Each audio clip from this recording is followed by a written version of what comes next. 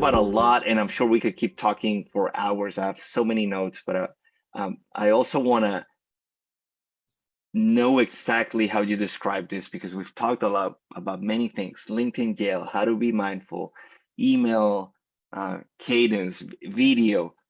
When people ask you, what do you do? What is your typical answer? I help people prospect and get meetings with cold leads on LinkedIn.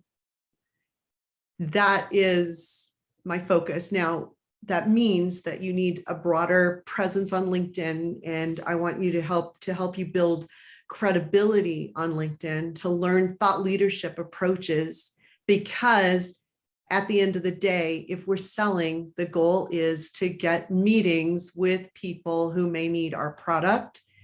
And so it's almost all early stage, but we're getting in the door with a broader range of prospects and building our pipeline. Most of the people in my accelerator, this is the first time that I've actually tracked conversion of meeting to pipeline opportunity, but it's high. It's like above 40% of these meetings are turning into pipeline opportunities. Because again, we're beginning with the end in mind. We're only approaching somebody that meets our ICP, our ideal customer profile. And so the way we approach them and everything, then that meeting should be able to convert into an opportunity. For me, I converted 20% of those 125 meetings turned into opportunities in that 6-month experiment. And I closed $438,000 worth of business by myself. We are a 2-person firm. So that's a really meaningful number to a 2-person firm. Wow, it is. And on the average, who do you think is the person, somebody out there listening to this, that, hey, I think I would want to try that. I've tried other things and it doesn't work. I see that pitch slapping. I don't like that. I don't want to do it. So who is it that can make the most out of your programs? We've worked with people in a lot of different industries. I used to think that it was going to be industry specific, but oddly enough, there's a company that sells into the senior living community space that has been tremendously successful with it. They increased their book meeting ratios by 50%. Wow. So it's not so much, and some of their audience is not active on LinkedIn, by the way, but some are. I was surprised at how many are. So what I find is that solopreneurs, small business owners, especially where the owner needs to be rainmaker, this is super effective for them. And salespeople who are quota carrying and they need to fill their pipeline, and then BDRs who are expected to get meetings for salespeople. It works for all of those categories. The key thing for me is that to justify the cost of outbound, you need to have a price point that is going to be rational to justify how much effort you're putting into it. So for that solopreneur, the business coach, for example, I would suggest that your lifetime customer value should be at least above $5,000 to justify the cost of outbound. Otherwise, you need to go inbound, you need to go higher volume.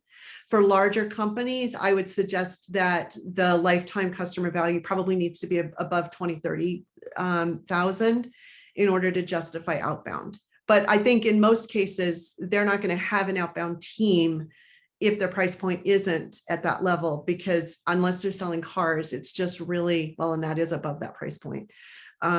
It really needs to justify outbound prospecting before it makes sense. But otherwise, so far, the only industry that I have found, target industry, that doesn't respond well is Fortune 500 and Fortune 100 retail. Like, we've had trouble getting a hold of people that run Kroger's, for example, and some of these large retail firms, especially grocery. Don't know why, but so far the merchandising and the executive level has been hard to reach.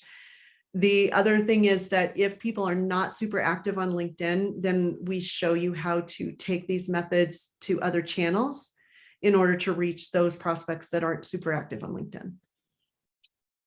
Yeah, and I know it works because here we are right after that connection, and here we are having a meeting. So we can add that to the numbers.